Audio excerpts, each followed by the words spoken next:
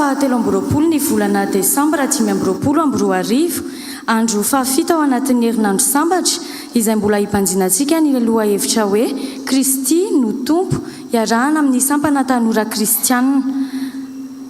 Ho an'izay rehetra malala an'Andriamanitra sady voantsy no masina, ho aminareo anie ny fahasoavana sy ny fiadanana avy amin'Andriamanitra raintsika sy Jesosy Kristy tompo.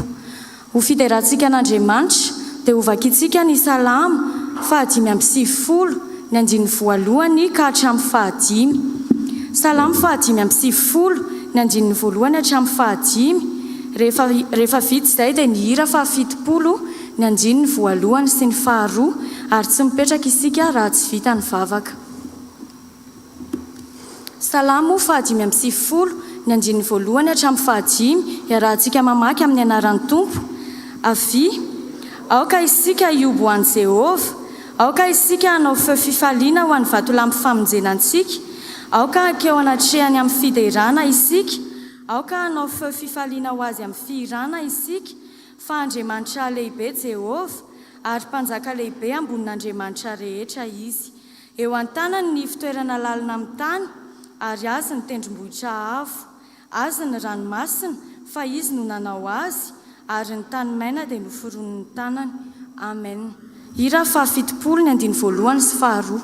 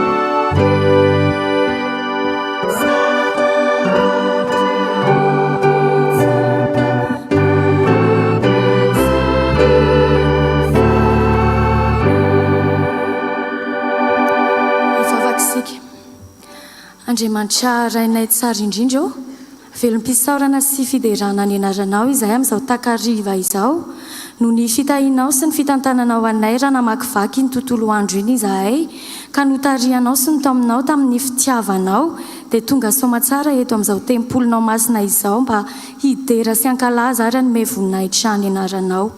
Saotra Jesosy fa ny fahasoavanao no mahatoy izao anay, fa nanikasa azy izahay hamonjy izao herinandro sambatra izao, raha tsy ny fitiavanao, raha tsy sitraponao dia tsy tonga teto izahay, ka dia mankasitraka ny anaranao. Mamindra fo aminay ary mamelany elokay Jesosy tompo, satria izay rehetra izao dia mpanota tsy mendrika ny antsy ny anaranao akory. Raha ny fahotanay ny jerena dia fahafatesana tokoa no mendrika anay, satria ny fahafatesana ny tambony ota kanefa mbola famindram-po no mbola nomezanao anay tombonandrom-pahavelomana ahafahana midera sy mankalaza ny anaranao.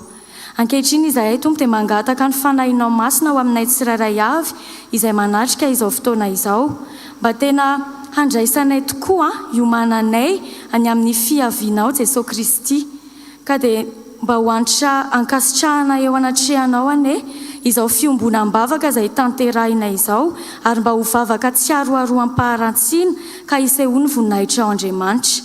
Ireo namanay eny an-dalana Jesosy izay midodododo miazakazaka hamonjy izao fotoana izao aoka ianao Andriamanitra no hitantana azy ireny mba ho tonga somatsara hiara hidera aminay eto ho lavitry ny sakatsakana sy ny loza dia aoka tsy hisy feo renay afa tsy ny feonao irery ihany Jesosy Tompo amin'ny anaranao ilay teny tonga nofo no hanononanay sy angatahanay ny vavaka saotra ray eo amen. Ho fiomanantsika afaka mipetraka ny fiangonana. Ho fiomanantsika amin'ny vakiteny dia ataontsika ny hira fa 427 ny andininy voalohany.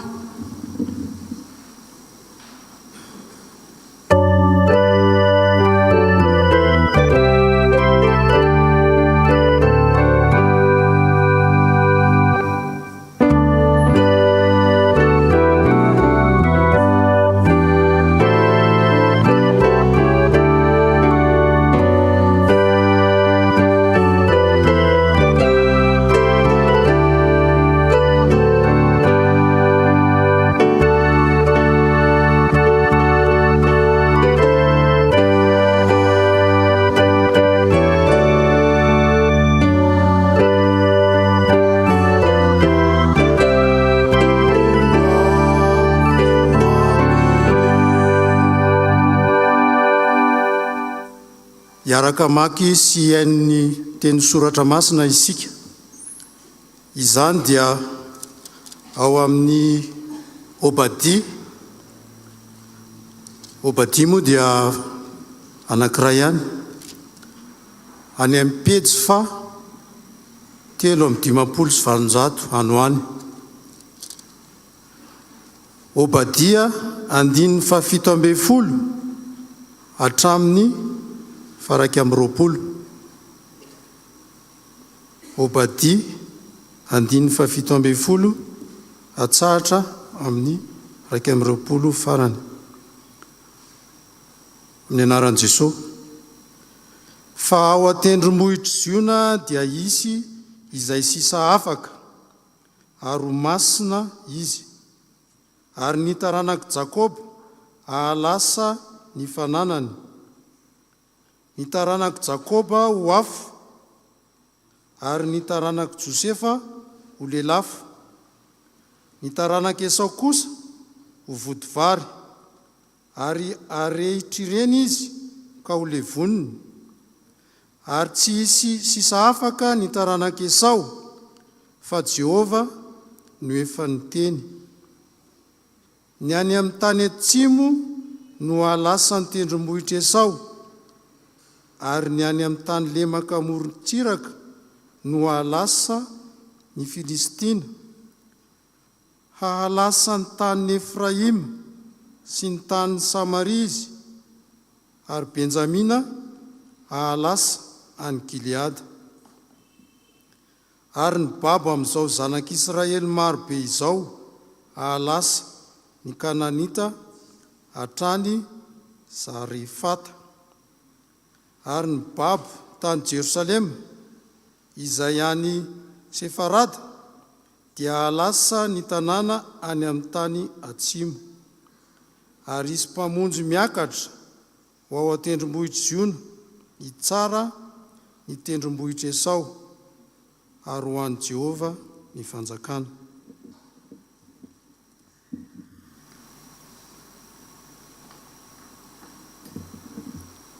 Apokalipsy 7:20 ny andiny 1:20 ka hatramin'ny 9:20. Apokalipsy 7:20 ny andiny 1:20 ka hatramin'ny 9:20 amin'ny anaran'i Jesosy. Ary nahita ny lanitra voasokatra aho ka indro nisy soavaly fotsy ary izay nitaingina azy dia atao hoe mahatoky sy marina ary amin'ny fahamarinana no hitsarana sy hiajiny. Ary ny masony dia lelafo, ary tamin'ny lohany izy diadema maro, ary izy manana anarana voasoratra izay tsy misy mahalala akory afa-tsy ny tenany ihany. Ary miakanjo voafafy izy, ary ny anarany atao hoe ny tenin'Andriamanitra. Ary ny antoko miaramila ny an-danitra dia nanaraka azy, samy mitaingina soavaly fotsy sy ny akanjo rongony madinika sady fotsy no madio. Ary misy sabatra maranitra mivoaka avy amin'ny vavany mba hamelezan'ny firenena. Ary izy hanapaka azy amin'ny tehim-by, ary izy manitsaka ny famiazana ny divain'ny fiaretan'ny fahatezerin'Andriamanitra tsy toa, ary manana anarana voasoratra amin'ny lambany sy ny fehiny izy nanao hoe mpanjaka mpanjaka sy tompony tompo.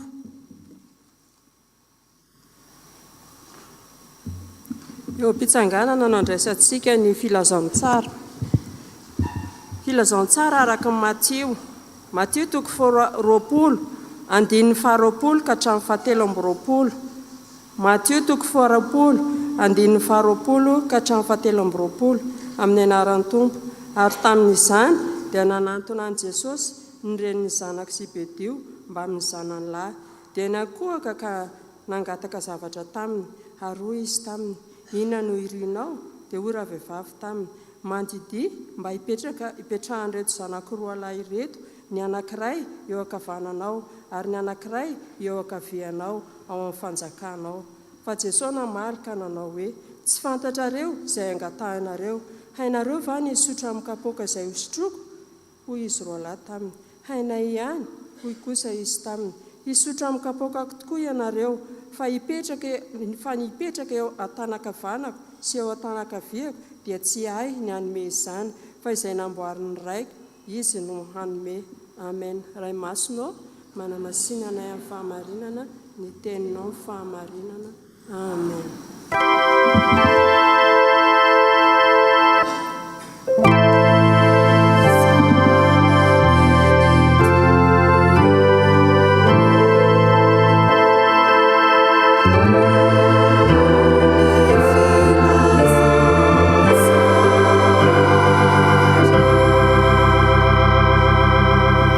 Miaraka hivavaka isika tompoko. Dia mbola misaotra anao izay ry Andriamanitra rainay fa mbola nomenao anjara andren'ny teninao indray tamin'ity anio ity. Raha hotoriana aminay izany teninao izany, dia mangataka ny fanahinao masina izahay hiasa manan-kery aty anatinay tsirairay avy, hitarika sy hanolo-tsaina ny mpanomponao izay hitondra ny hafatrao, ary hanazava izany aty am-pona izay miaino kosa. Dia mitenena ary Tompo fa manantena anao izahay. Amin'ny anaran'i Jesosy Kristy no anaovanay ny vavakay. Amen.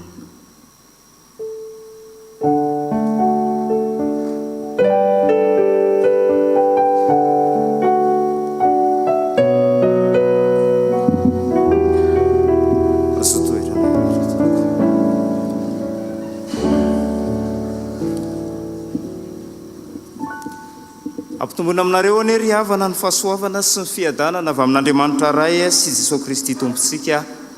Amen. Kristy no tompo.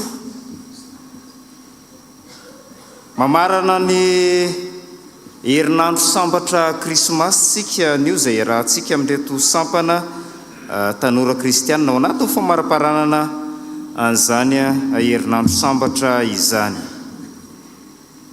Ny ten'Andriamanitra izay katsika ny afatra sy fampahirezana amin'ity takariva ity dia izay hitantsika ao amin'ny filazantsara araka ny Matio toko 20 andininy 20 ka hatramin'ny 20 izay perikopantsika voalahatra androany teo.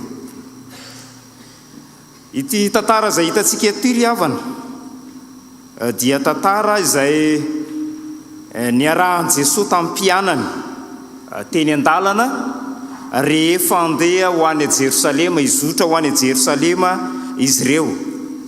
Zany hoe tao anatin'ilay antsoina hoe lalan'ny hazo fijaliana zany, raha marimarina koa, satria raha mitoy ao arindrinao izao tantara izao dia tonga hatrany amin'ilay fisamborana azy. Ndresaka eto ry havana dia izao fangatahana izay nataon'ny reniny zanak Zebedeo izy ny Matio eto raha manambarana azy fa any amin'ny filazantsara araka Marka izy Marka toko 7:30 ka hatramin'ny 17 izay misy an'io tantara io ihany koa dia tondroiny mihitsy hoe i Jakoba sy Jaona le nanao an'ilay fangatahana zany hoe ireo mpianatra izay anisany tiany Jesosy zany nanao ny fangatahana eto dia ambarany hoe nanontany ny akohaka ateo anatrehan Jesosy ilay reniny zanak Zebedeo zany hoe karazany hoe nivavaka ny talao nangataka mafy teo anatrehan Jesosy mihitsy zany ity rem-pianakaviana ity araka zany ary dia andeha ometsika loha hevitra izao perikopa izao zay manao hoe ry tanora kristianina manantena ny tompo aza diso fangataka ry tanora kristianina manantena ny tompo aza diso fangataka rehefa avy nyresaka momba ny fahafatesany sy ny fitsanganany tamin'ny maty eo amin'ny 17 sy ny 18 ambony eo i Jesosy dia nangataka tamin'ny ihany koa zany eto etya rem-pianakaviana ity na ny reniny Jakoba sy Jaona zany mba omena azy ireo ny toerana ambony indrindra ao amin'ny fanjakana dia ny hoe okaviany sy ny okavanany araka ny hitantsika eto ry havana raha araka ny voalazandreo mpandalina amin'ny Baiboly dia mety ho ny fanjakany Jesosy tetỳ tany ny tao an-tsainy reto mpianatra ireto na ity rem-pianakaviana ity mety ho fanjakana teto tany no eritreretiny ny amin'ilay angataka hoe okavia sy hoe okavanana fa ihany koa ny antony nanosika an'izy ireo anao an'izany fangatahana zany dia vokatry ny fialonan'izy ireo any Petera zay mpianatra mitovy aminazy ihany fa mbola niady hatrany koa izy ireo ny toerana ambony indrindra na dia efa nampianatra azy ireo azy Jesosy ny amin'ny hoe tsy hitady ny voalohany hitantsika izany fampianaran' Jesosy zany any amin'ny filazantsara araka Marka toko 7:4 any misy an'izany any i Jesosy ry havana dia namaly fa tsy hain'izy ireo akory zay zavatra tokony ho angatahany satria amin'ny maha-olombelona azy moa dia mazava ho azy mety ho diso ny fiheverany zany hoe raha tsorina zany dia diso fangataka izy roalahy ireto ny zava-misy tamin'izany fotoana zany ry havana dia zao toerana ambony ny hoe mahalehibe ary zany mahalehibe zany dia mifamatitra amin'ny hoe fahefana sy voninahitra tamin'ny androny tamin'ny fotoana izay nahatongavan'i Jesosy tetỳ mifamatotra amin'ny hoe fahefana sy voninahitra ary ihany koa eo amin'ny fanapahana izany mahalehibe zany ny mpianatra izay mbola nieritreritra fa fanjakana ara-politika izay misy eto an-tany no aorin'i Jesosy ka izany nanosika azy ireo hiady toerana sahady satria diso hevitra zany izy ireo tsy nahafantatra n'ilay tena anton'ilay fangatahany teto zany ry havana ny fangatahany te reny mpianakaviana ity na ny fangatahany izy roalahy zay ambara any amin'ny Marka any dia midika ho fitediavam-boninahitra fotsiny sy fiheverana fahefana izay mandalo eto an-tany fa tsy tena fatany tena iraka zay nentiny Jesosy Kristy tamin'ny alalan'ny fahatongavany teto ambonin'ny tany ry havana malala mampianatra indrindra eto Jesosy fa raha maniry ny toeram-boninahitra eo anilan'ny olona dia zaho tsy maintsy misotro ny kapoaka ny hoe kapoaka eto dia tandindo ny fijaliana ary tandindo ny fahafozatena ary indrindra ihany koa ny fanekena ny sitrapon'Andriamanitra. Zany ilay kapoaka izay resahana eto. Ary raha diniantsika ny tantarany amin'ireo apôstôly ry havana dia anisan'ny niaritra fijaliana noho ny amin'i Jesosy Kristy tokoa reto apôstôly reto.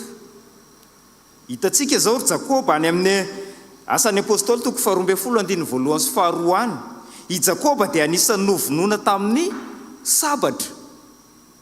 Ry Jaona moa dia nanao sesitany tena nalefa sesitany mihitsy tany amin'ny nosy Patmo. Ary hitantsika ny amin'ny Paoly sy ireny apôstôly maro isan-karazany teny niaritra fijaliana sy fahoriana ny amin'ny Jesosy. Vitandry zareo zany rehetrarehetra zany. Fa ry havana malala ho anao kosa ry ankehitriny, ho anao tanora kristianina, ho anao olon-dehibe, mety ray aman-dreny ampanahy, mahavita miaritra amin'ny fijaliana sy ny kapoaka ny fanompoana ny Jesosy Kristy tokoa ve isika na izaho na ianao? Manana fahafozatena koa ve tsika mba ho anazy sa mbola variana amin'ny fiainana izay mandalo etỳ ambony-dany dia ny voninahitra misy eto anivon'izao tontolo izao. Fiainana etỳ ambony tany izay tsy ahitana fahasambarana, fiainana etỳ ambony tany izay mandalo fotsiny ihany, fiainana etỳ ambony tany izay manapetra. Ravako malala ny eo anilan'ny tompo dia tsy fantatsika velively fa mifanantenantsika dia zao raha manaraka ny sitrapon'Andriamanitra zany sika ka mino ny zanaka dia tsy maintsy anana n'ilay fiainana mandrakizay, tsy maintsy anana n'ilay fiainana mandrakizay. Fa isika zany tsy afaka niady mihitsy ny hoe eo ankavanan'i Jesosy na eo ankavanan'i Jesosy.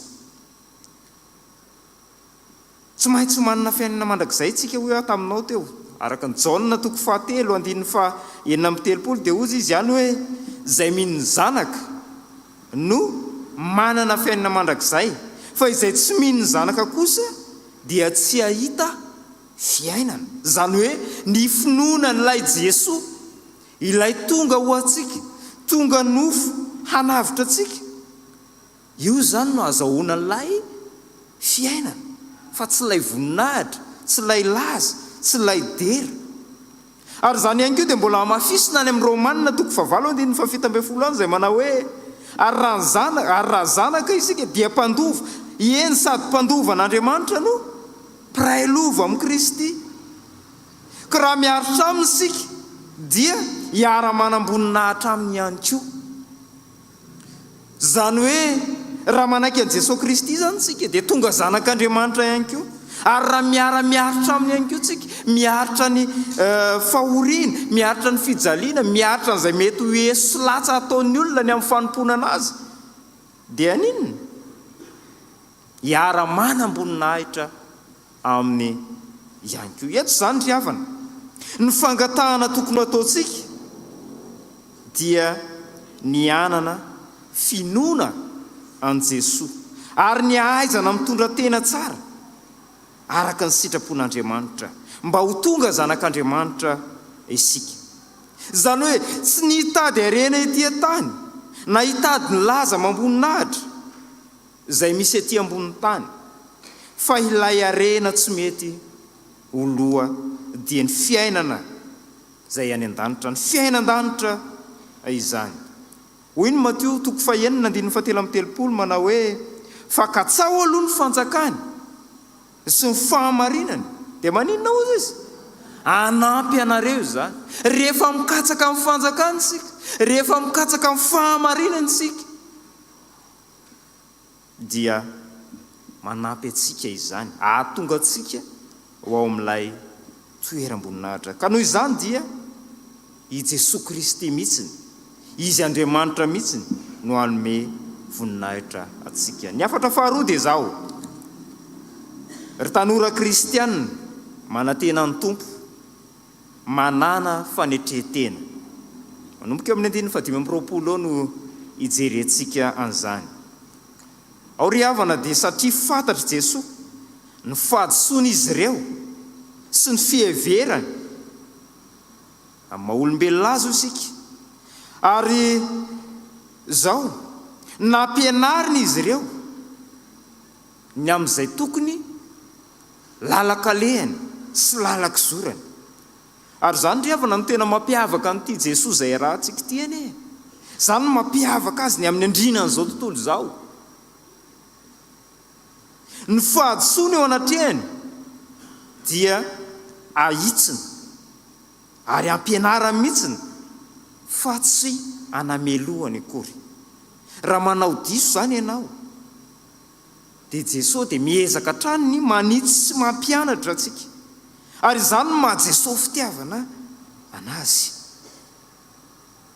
Mampianatra izy eto fa tsy mitovy amin'ny an'izao tontolo izao ny fanjakan'Andriamanitra, satria ny an'izao tontolo izao dia hafa mihitsy. Ndeha nefa antsika amin'ny dika teny iombonana io perikopa io dia hitantsika mazava be mihitsy ne. Dika teny iombonana ho an'izay manana application amin'ny telefônina any. Io Matio 20 io 5:20. Matio 20:5.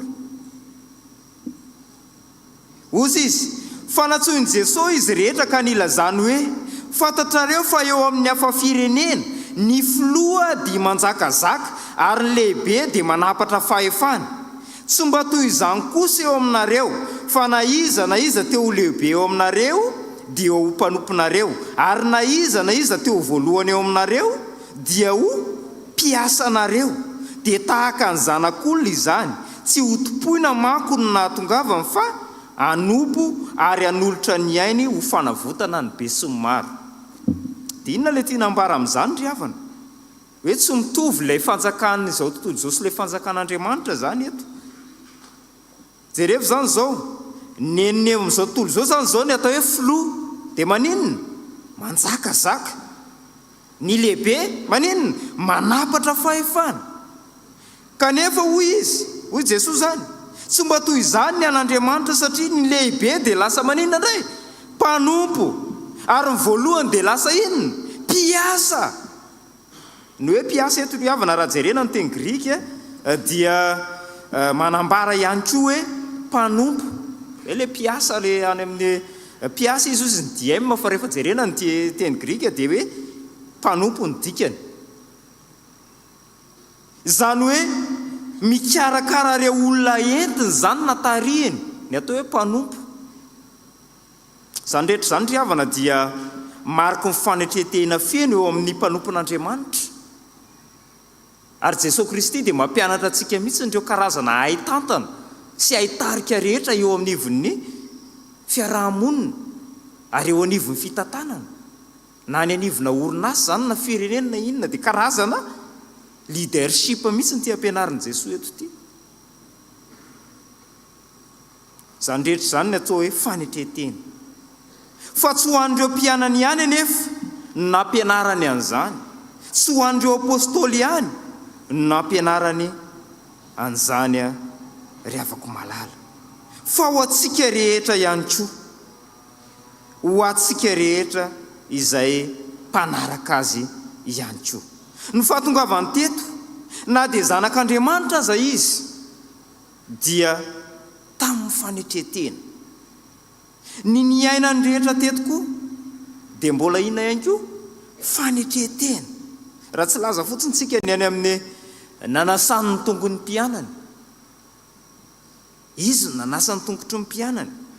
Niarahany sakafo tamin'ny mpanota, nandraisany boka ary anisany nanamelohan'ireo jiosy anazy, ireo fariseo, ireo mpanora-dalàna tamin'izany fotoana zany, zany fomban'izany hoe miara-miosina amin'ny boka. Ny jiosy tamin'izany fotoana zany tsy mahazo miaraka amin'ny boka, tsy mahazo miaraka amin'ny maloto, satria mihevitra tena ho masina sy ho ambony izy ireo. Fa tsy izany ilay Jesosy, izy dia niaraka tamin'ireny. Zany hoe nanetry tena tanteraka izy, ny arahany sakafo tamin'ny mpanoto nandraisany andreny boka reny. Jesosy ry havana dia tsy mba nitady laza na dera na toeram-boninahitra teo amin'ny olona raha nantanteraka mission tetỳ ambonin'ny tany, fa nataony tamin'ny fitiavana izay rehetra nataony, ary hatramin'ny ainy azy dia natolony noho izany fitiavany izany. Zao mampime sy mahavalalana isika kehitriny nefa izay mitonona ho kristianina mpanaraka an' Jesosy Kristy tsy mba manahaka an'izany. Isika kehitriny, isika tsy tia ny namantsika, isika tsy tia hiosina amin'ny mahantra, isika tsy tia hifanampy, isika tsy tia hitakosina amin'ny malahelo, isika manavatena, ny mpitarika mibaiko fotsiny, tsy mandray ravindena.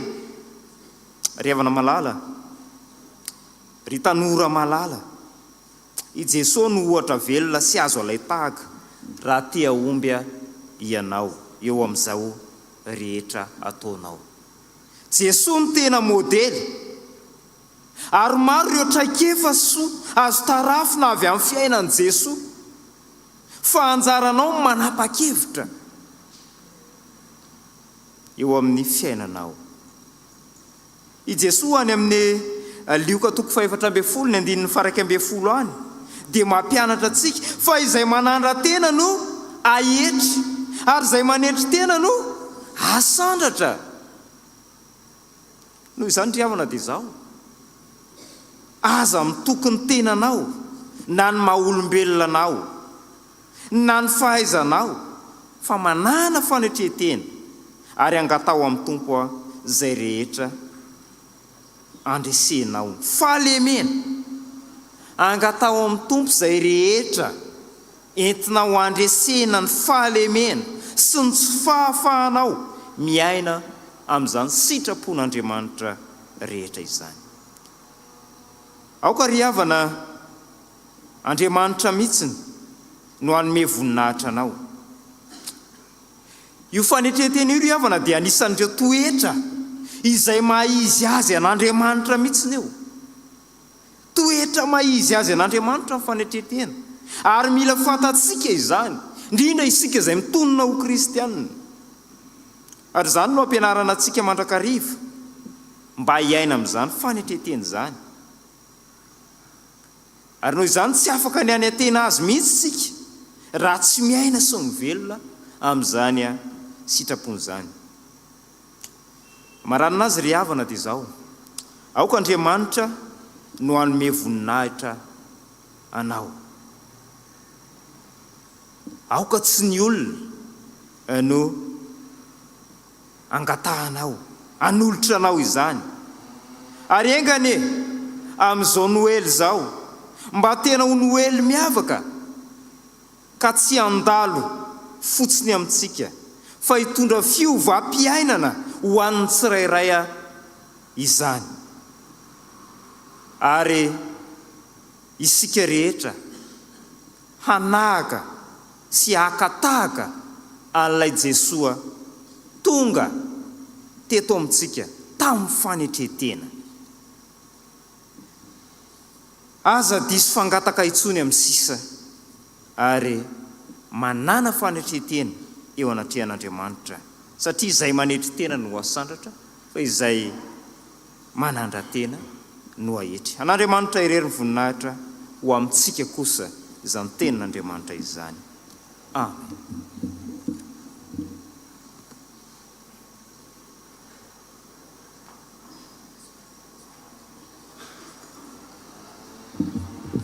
Dia mbola hiaraka hivavaka isika.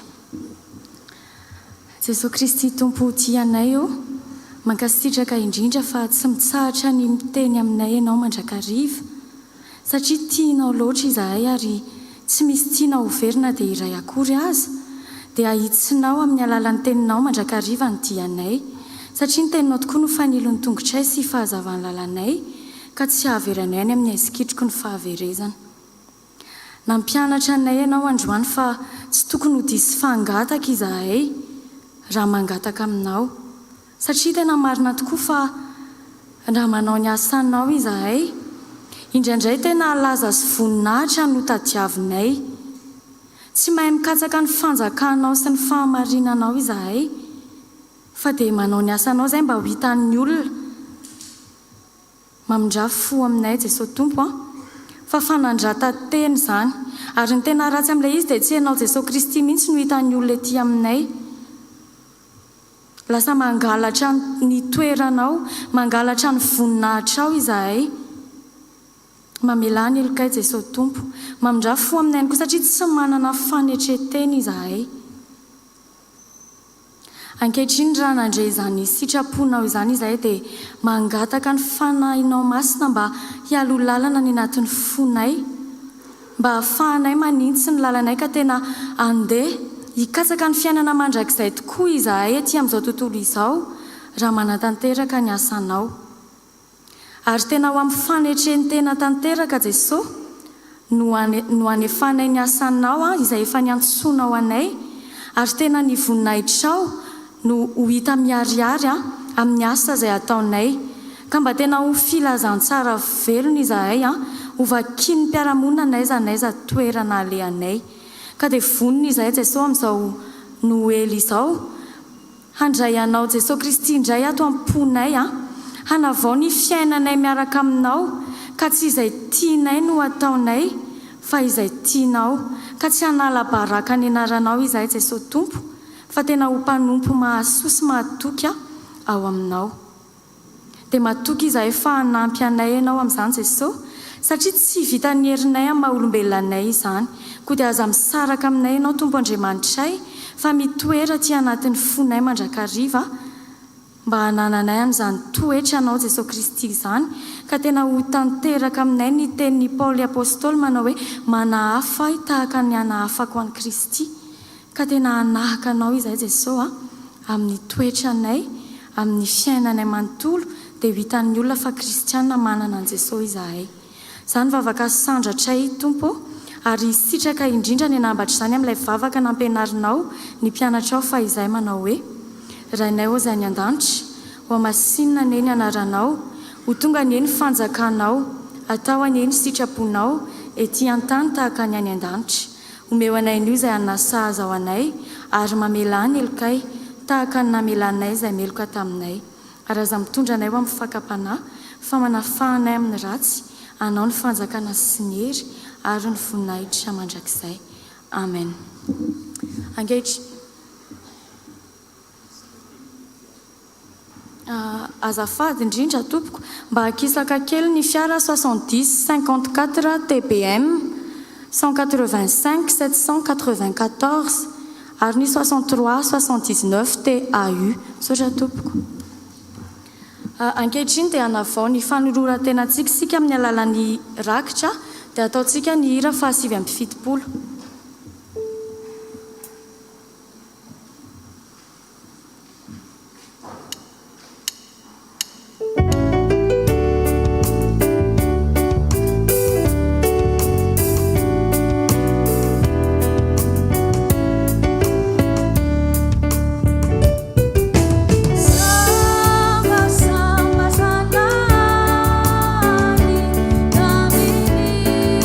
Kami ni na pilihan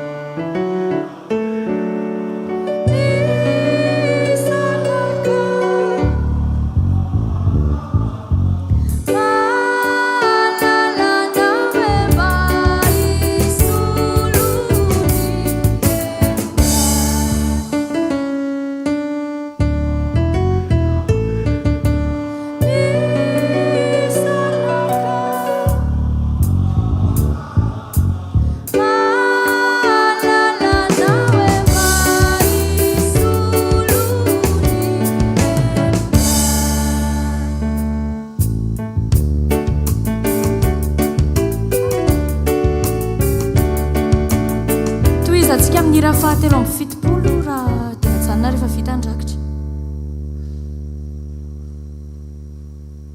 73 telo amin'ny fitopolo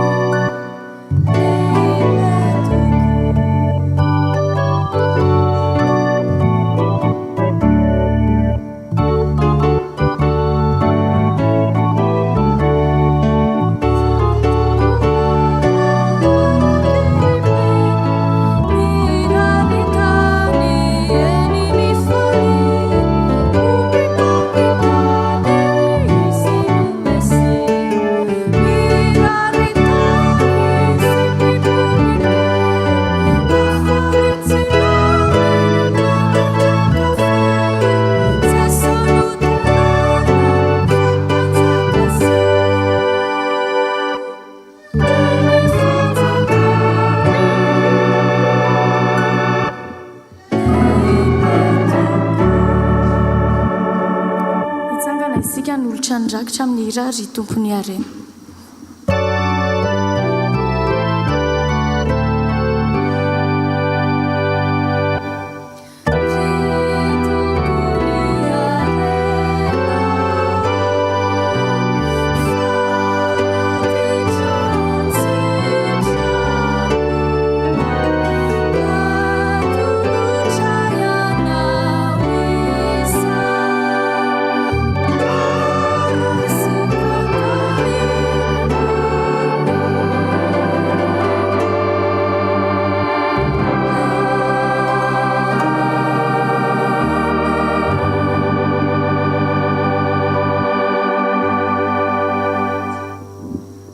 mipetraka ny fiangonana misaotra ny tompontsika ary avana nahatanteraka izay tapany voalohany izay hiditra amin'ny tapany faharoa isika dia ny antsankira izay rahana amin'ny antsany folo alin-da dia mangataka feon-kira foy ho fiomanan'izy ireo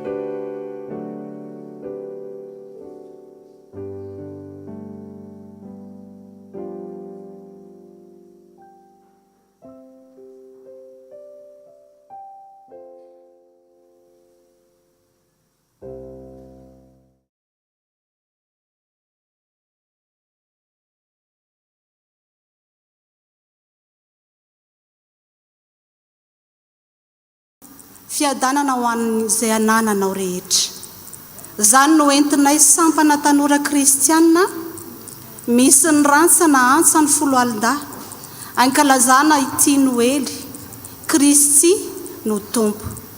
Irinay ry havana mba tena ho teraka vaovao amponao indray Jesosy Kristy amin'ity anio ity izay anatanterana izao rindrakira izao. Ny antom-pisiko sy ny antom-pahavelomako entiko hiderananao ry tompo sy mpamonjiko.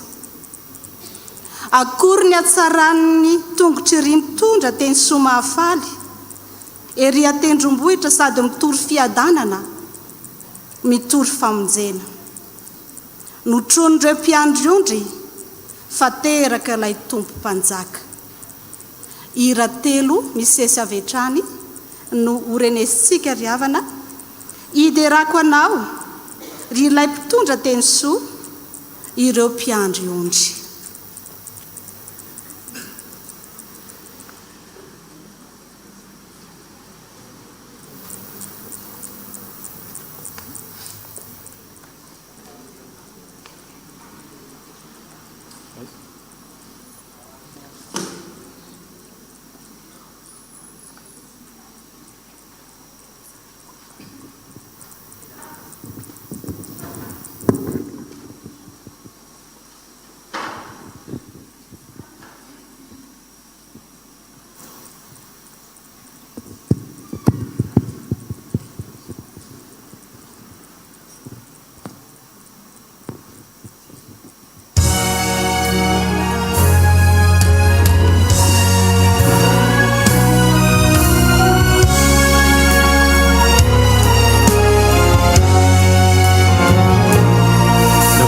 Sedane ny fiainanay antany ety fizahan-toetra maro isan-karazany ny tananao namokanay ho mpandresy toanao andehananay amin'ny fiadananay ka niderako anao no antopisiko ety izao fanomenao anay toko ny fiainam-bavao ao amin'ny Jesosy Kristy lay mpamonjy tena ty ho anao sy ho ahy ety sy ora hatrizay kadera ho anao vasandratra izao ho fisaorana la fitiavanao anay fa nitonanay nivoaka ho mpandresy anao fitaiana mahatretrika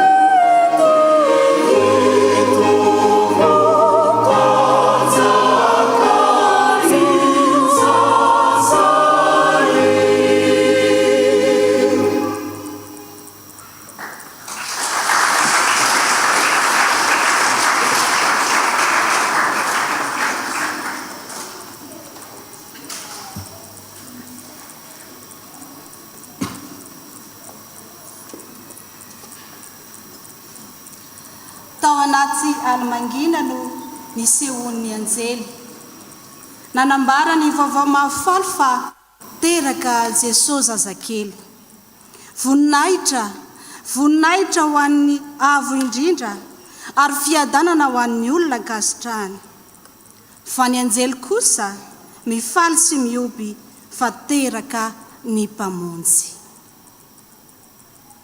ary nisy mpiandro-ondry lay andro noely dingdon merlin non ait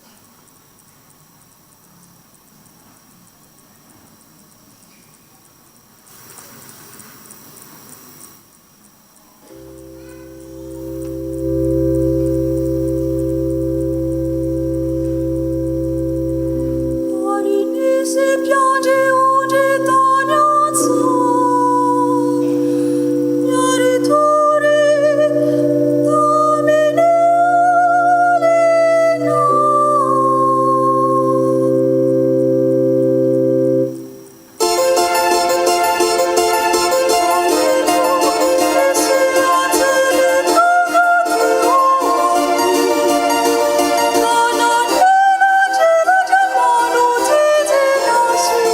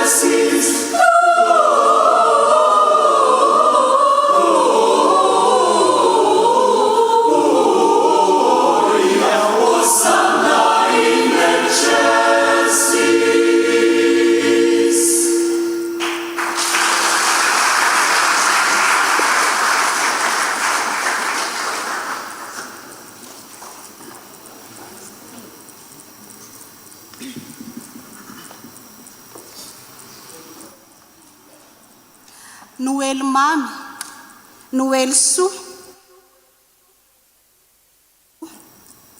fa tonga ilay Kristy tompo mitoetra ao anatin'ny foko sy ny fonao mandrakizay enoenge ny feo an'anjely miobo fateraka ny mpamonjy Noël T.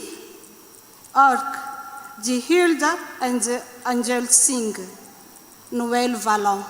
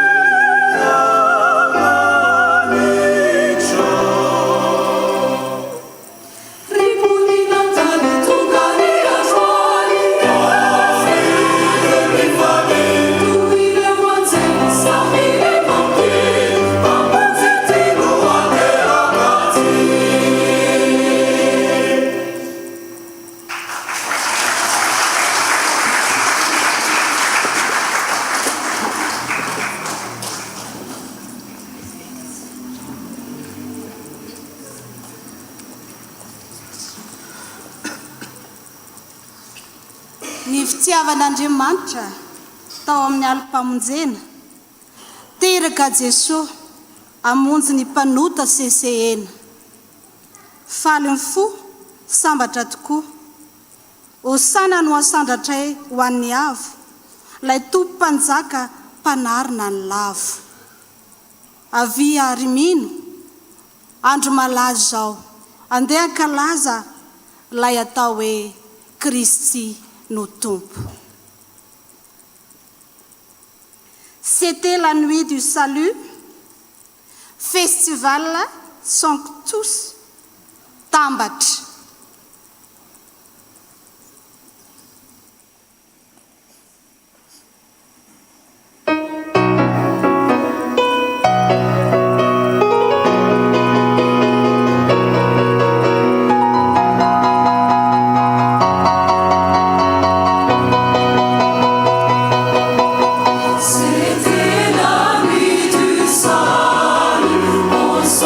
Souvient à présent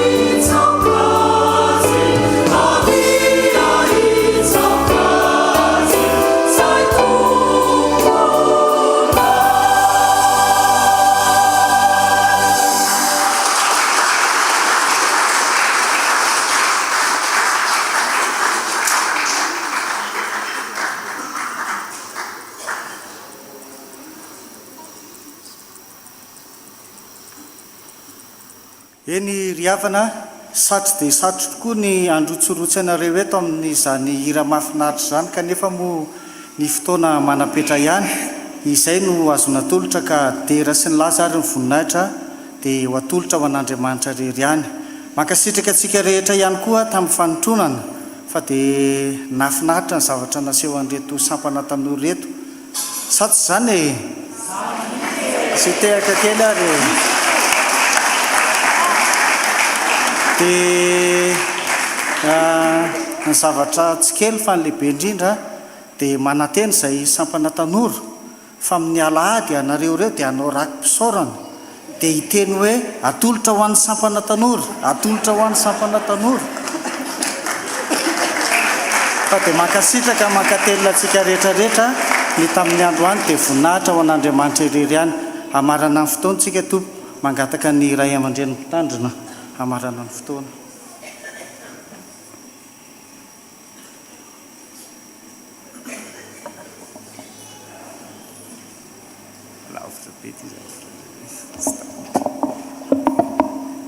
Ia, tena nafinaritra raha falinareo dia ndeha tefaka aritsika faly loatra nareo dia lasa mitefaka alohan'le tefaka tokatokavana.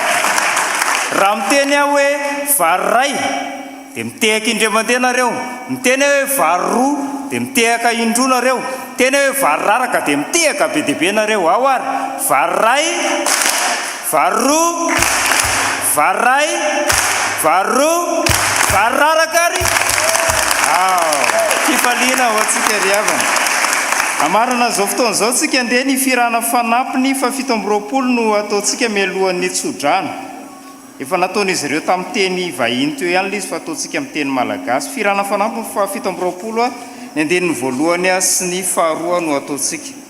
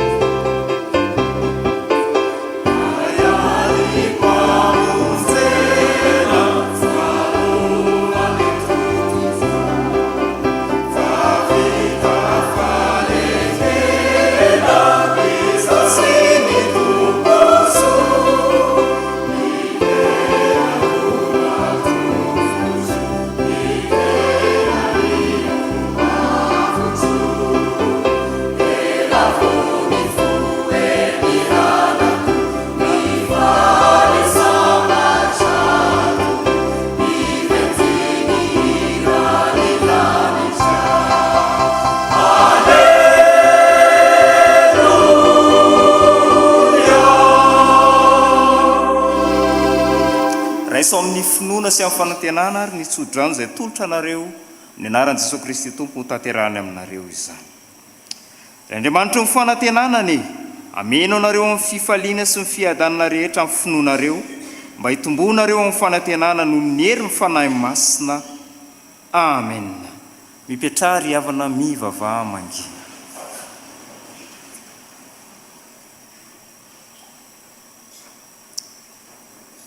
An'Andriamanitra irery ny voninahitra amin'ny anaran'ny Ray sy ny Zanaka ary ny fanahy masina. Amen. Dia mirary Krismasy finaritra ho antsika tonono ho an'ny eo tana akaikinao ny fiadanan'ny Tompo ho aminao.